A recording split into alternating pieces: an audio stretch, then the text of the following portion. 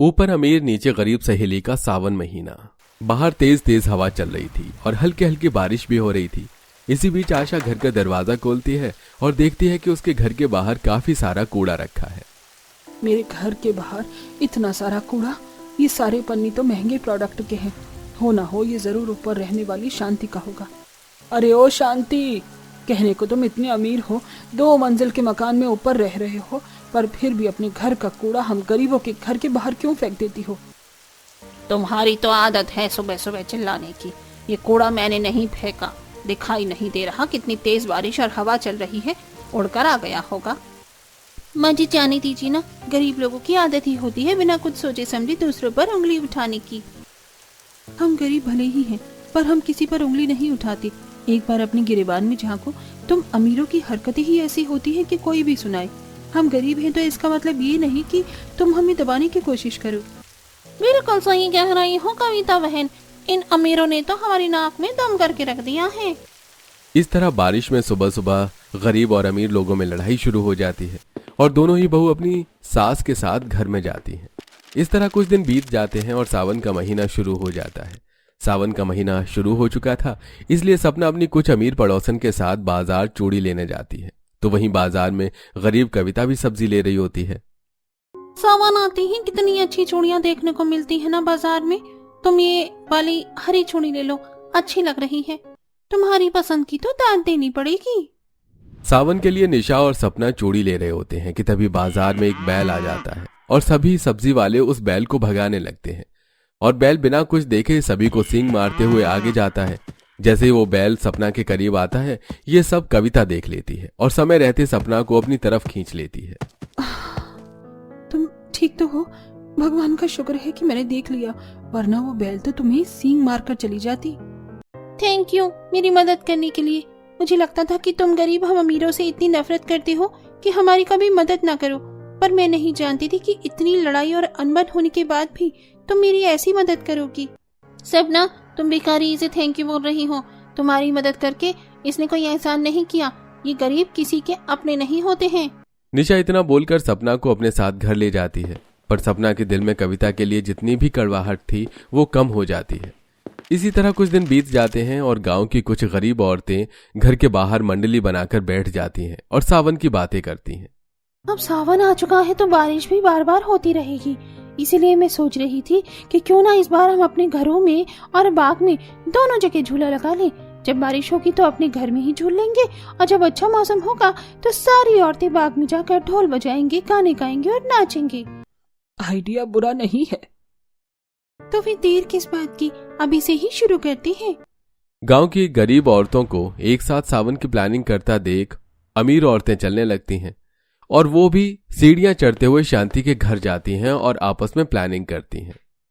शांति बहन, सावन शुरू हो गया है, हम सब तो सखी हैं। इस बार सावन के महीने को एक साथ एंजॉय करेंगे। उन गरीबों को देखो, उनके घर में जगह नहीं है पर फिर भी घरों में साड़ी और रस्सी का झूला बनाया है। सपना बहन, तुम्हारी छत तो इतनी बड़ी है, क्यों ना इस महीने सावन की सारी तैयारी हम तुम्हारी छत पर करें। नीकी और पूछ आप बेफिक्र रहो भाभी, इस बार का सावन का इंतजाम हमारी छत पर ही होगा। अब जहां गरीब घर की औरतें अपने घरों में झूला लगाकर बाग में जाती हैं और वहां अपने हाथों से पेड़ों पर साड़ी रस्सी के झूले बनाती हैं, तो वहीं गांव की गरीब औरतों के घर आने के बाद शांति अपनी बहू और कुछ अमीर औरतों के साथ मिलकर घर में झूला मंगवाती है।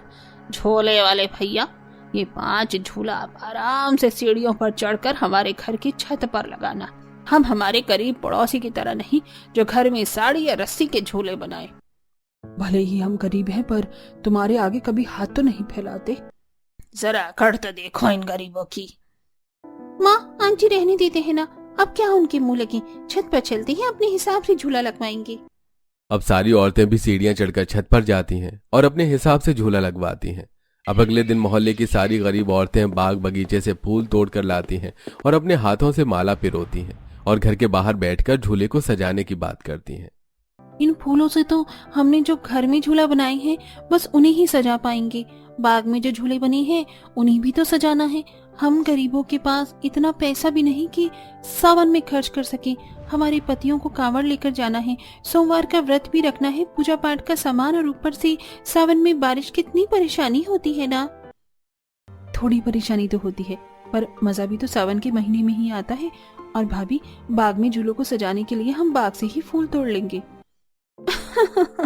तुम बाग के झूले को सजाने से ज्यादा इस बात पर ध्यान दो कि कहीं से 2-4 ढोल का इंतजाम हो जाए, ताकि खाली समय में झूले के साथ नाच गाना भी कर सके।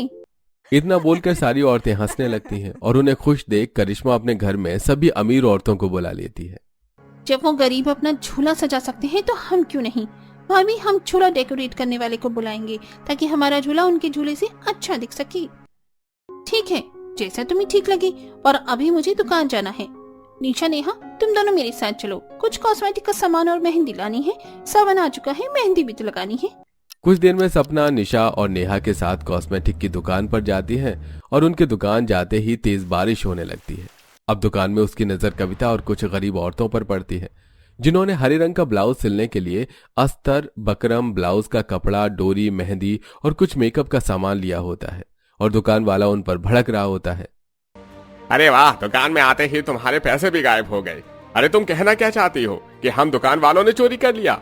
अरे साफ साफ क्यों नहीं कह देती कि इतनी गरीब हो कि 500 रुपए का दुकान से सामान भी नहीं ले सकती, इसलिए वॉलेट खोने का नाटक कर रही हैं। भैया, हम गरीब जरूर हैं, पर चोर या लालची नहीं, तो थोड़ा सोच समझ कर बोलिए। मुझे सामान लेना था, इसीलिए सिर्फ मैं ही पैसे लाई थी, पर लगता है यहाँ आते हुए किसी ने मेरा बटवा मार दिया। एक काम कीजिए, आप अपना सामान वापस रख लीजिए। कविता, तुम्हें जो लेना है तुम ले लो, पैसे मैं दे दूंगी। और आप, ये क्या तमीज है आपकी किसी से बात करने की? अगर वो पैसे नहीं दे पा रही तो आप अपना सामान अपने पास रख लीजिए, पर किसी की गरीबी का मजाक मत बनाइए। अरे सपना, इन गरीबों के मामले में तुम क्यों दखल दे रही हो? ये गरीब ऐसे ही होते हैं, सही कह रहा है दुकान वाला। तुम चुप करो नेहा, सारे गरीब एक जैसे नहीं होते। हमारी सास ने जो हमें सिखा दिया, बस हम वही सुन देखकर आगे बढ़ रही हैं। पर मैंने देखा है, अगर कविता इतनी भी बुरी होती तो उस दिन मेरी मदद न करती। इतना बोलकर सपना दुकानदार को पैसे देती है और साथ ही अपनी अमीर दोस्तों का भी मुंह बंद कर देती है। ये देख कविता की आंखें भर आती हैं और वो सपना से कहती है, सही कहा तुमने, हम तो एक दूसरे को अच्छे से जानते भी नहीं, फिजूल में ही अपनी सास की दुश्मनी को आगे बढ़ा रहे थे। और आज मुझे भी समझ आ गया कि सारे अमीर लोग बुरे नहीं होते, तुम और अमीरों से काफी अलग हो। सच में सपना, तुम बहुत अच्छी हो, अब से तुम भी हमारी दोस्त हो। अमीर और गरीब के बीच होती दोस्ती को देख नेहा का मुंह बन जाता है और जैसे ही बारिश रुकती है वो सपना को अकेला छोड़कर वहां से घर चली जाती है। तो वहीं सपना अपनी नई दोस्तों के साथ घर आती है। अब इसी तरह कुछ दिन बीत जाते हैं और सारी अमीर औरतें छत पर अपने हाथों से झूले को सजाती हैं और डीजे बजाकर डांस करती हैं। तभी सपना की नजर ऊपर छत से नीचे कविता और उसके दोस्तों पर पड़ती है। कविता, तुम लोग कहाँ जा रही हो? हम लोग बाग में जा रहे हैं, आज मौसम अच्छा है, वहीं रुकेंगे और नाचेंगे भी। बहू, क्या जरूरत है तुझे उन गरीब से बात करने की? और तुम मेरी बहू से थोड़ा दूर रहा करो, समझी? मेरी बहू तेरी बहू के पास नहीं जा रही। अगर अपनी बहू को दूर ही रखना है तो उसको बोल मेरी बहू से बात न करे। चल बहू, वरना इन अमीरों की वजह से हमें लेट हो जाएगा। ये तो अपना अच्छे से सावन एंजॉय कर रहे हैं, पर हमारा सावन खराब करना चाहते हैं। एक बार फिर आशा और कविता के बीच नोक-झोंक होती है और वो दोनों ही अपनी बहू को लेकर अपने अपने रास्ते जाती हैं। इसी तरह कुछ दिन बीत जाते हैं और एक दिन सपना अपनी कुछ दोस्त के साथ छत से सीढ़ियां उतरते ही मिल जाती है और कविता से कहती है, कविता, मेरा बड़ा मन कर रहा है इस बार तुम्हारे साथ सावन का महीना एंजॉय करने का, मुझे भी अपने साथ ले चलो ना। हाँ हाँ सपना, क्यों नहीं, तुम भी हमारे साथ चलो, देखना तुम्हें भी बहुत मजा आएगा। सपना, तेरा दिमाग खराब हो गया है क्या? अब हम अमीर लोग इन गरीबों की तरह सावन मनाएंगे क्या? सावन भी बड़ी मुश्किल से मना पाते हैं ये गरीब लोग, एक एक पैसे जोड़कर। तो क्या हुआ, एक बार गरीबों का भी सावन देख लेते हैं। सपना के काफी बोलने पर उसके दोस्त गरीब औरतों के साथ बाग जाते हैं, जहां वो उनका सजावट झूला देख काफी हैरान होते हैं। कुछ ही देर में वो लोग जमीन पर बैठकर ढोल बजाते हैं, तो वहीं कुछ औरतें झूले पर बैठकर झूला झूलती हैं और झुलाती हैं और कुछ औरतें नाच रही होती हैं। यार, यहाँ कितनी हरियाली है, मुझे तो अपनी छत से ज्यादा तुम्हारा सावन मनाने का तरीका पसंद आ रहा है। हाँ, इतना बुरा भी नहीं जाता तुम गरीबों का सावन। भले ही एक पैसा खर्च न किया हो, लेकिन अरेंजमेंट अच्छी है। हम गरीब जरूर हैं, 2 पैसे बड़ी दिक्कत से कमाते हैं, इसलिए सोच समझकर खर्च करते हैं, पर इसका मतलब ये नहीं कि हम सावन जैसे पवित्र महीने को ऐसे ही जाने दें। इस तरह धीरे धीरे कविता और सपना की न सिर्फ दोस्ती होती है बल्कि उनके दोस्तों के बीच में भी दोस्ती हो जाती है। इसी तरह कुछ दिन बीत जाते हैं और एक दिन, रवि बेटा, बाजार से जाकर कुछ मिठाइयाँ लेकर आ जा। हमारे मोहल्ले में कुछ अमीर लोग भी बसे हैं, मैं उन्हें मिठाइयाँ खिलाकर उनके जले पर नमक डालना चाहती हूँ। आखिर इन अमीरों को भी तो पता चले कि गरीब होने के बाद भी मैंने अपनी बेटी का रिश्ता तय कर दिया, और ये इतने अमीर होने के बाद भी अपनी बेटी का रिश्ता पक्का नहीं कर पा रहे। 25 साल की बेटी है उनकी, जो अब तक घर में ही बैठी है। माँ, तुम भी ना बेमतलब के पंगे लेती हो। इतना बोलकर रवि मिठाई लेने के लिए चला जाता है और रवि के जाते ही शांति अपनी बेटी पर नाराज होने लगती है।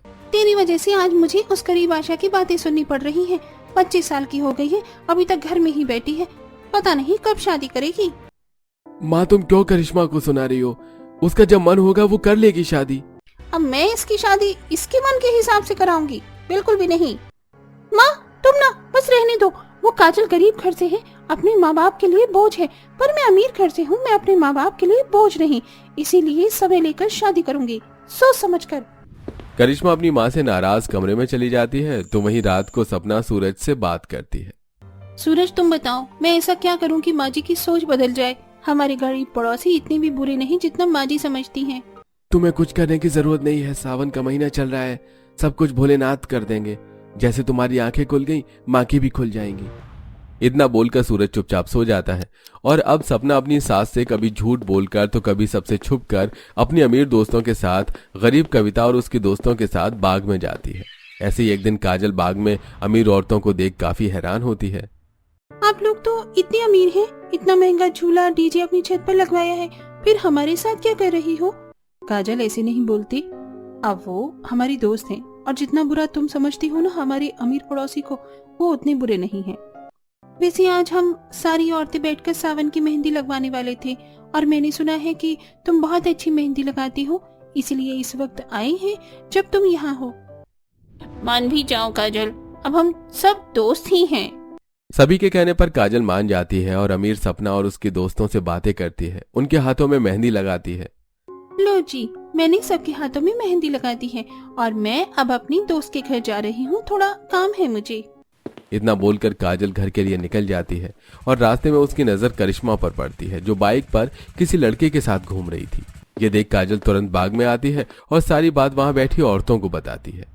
मैं सच बोल रही हूँ, इसीलिए करिश्मा शादी नहीं करना चाहती। सपना भाभी, आपको करिश्मा से बात करनी होगी।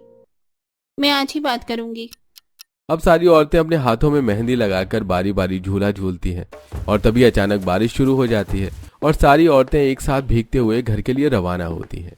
घर की बालकनी से करिश्मा सपना को गरीब औरतों के साथ आता हुआ देख लेती है और जैसे ही सपना सीढ़ी चढ़कर ऊपर आने लगती है, सीढ़ी पर ही करिश्मा अपनी भाभी को रोक कर बोलती है। भाभी, माँ ने मना किया है ना आपको गरीबों के साथ रहने के लिए, और आप अपनी कुछ अमीर दोस्तों के साथ उन गरीबों के साथ घूम रही हैं। मैं अभी जा रही हूँ माँ को बताने। ठीक है, बता दो, फिर मैं भी बता दूंगी तुम किसी लड़के को पसंद करती हो, इसीलिए शादी नहीं कर रही। नहीं भाभी, माँ को कुछ मत बताना, माँ लव मैरिज के खिलाफ है, प्लीज ऐसा मत करना। मैं आपके बारे में किसी को कुछ नहीं बताऊंगी, अभी मेरा राज राज रखना, सही मौका आने पर मैं खुद माँ से बात करूंगी। पर तुम माँ जी को अभी कुछ क्यों नहीं बता रही हो? क्योंकि विकास भी गरीब ही है, उसका हमारी तरह 2 मंजिल का ऊपर मकान नहीं है, वो भी कविता भाभी की तरह नीचे घर में रहता है, और आप तो जानती हैं माँ गरीबों से कितना चिढ़ती है। अच्छा ठीक है, नहीं बताऊंगी, बस सही मौका आने दो, मैं माँ को खुद बता दूंगी। इस तरह सपना करिश्मा के बारे में शांति को कुछ नहीं बताती और करिश्मा भी अपनी भाभी के बारे में अपनी माँ से कुछ नहीं बोलती। तो वहीं आज पूरी रात बारिश होती है। लगता है आज ये बारिश सारी रात होने वाली है। अरे शुभ शुभ बोलो, अगर सारी रात बारिश हुई तो हमारे घर का क्या होगा? हमारा घर कितना नीचे है, रोड का पानी घर में आ जाएगा। तेज बारिश की वजह से जहां पूरा परिवार परेशान होता है तो वहीं अमीर परिवार आराम से अपने घर में सो रहा होता है। पर अचानक से रात के 1 बजे सूरज के मुंह से खून आने लगता है। सूरज सपना को उठाता है और सपना अपने घर वालों को, भाभी आप डरो मत, मैं किसी को फोन करती हूँ। मैं भी सुमित्रा बहन को उठा कर आती हूँ। करिश्मा अपने सभी अमीर दोस्तों को फोन करती है, पर कोई उसके फोन का जवाब नहीं देता और न ही इस बारिश में कोई दरवाजा खोलता है। जिसके बाद सपना कविता को फोन करती है और जैसे ही सूरज की हालत के बारे में गरीब कविता के परिवार को पता चलता है तो वो लोग मदद के लिए भागकर उनके घर आते हैं। अरे, सूरज भाई के मुंह से तो बहुत ज्यादा खून आ रहा है, हमें अभी इन्हें अस्पताल लेकर चलना होगा। इन्हें कुछ होगा तो नहीं? बाहर इतनी बारिश हो रही है। सपना, आंटी जी आप फिक्र मत कीजिए, सूरज भाई साहब को कुछ नहीं होगा। रवि जी ऑटो ही चलाते हैं, आप सब हमारे ऑटो से चलिए।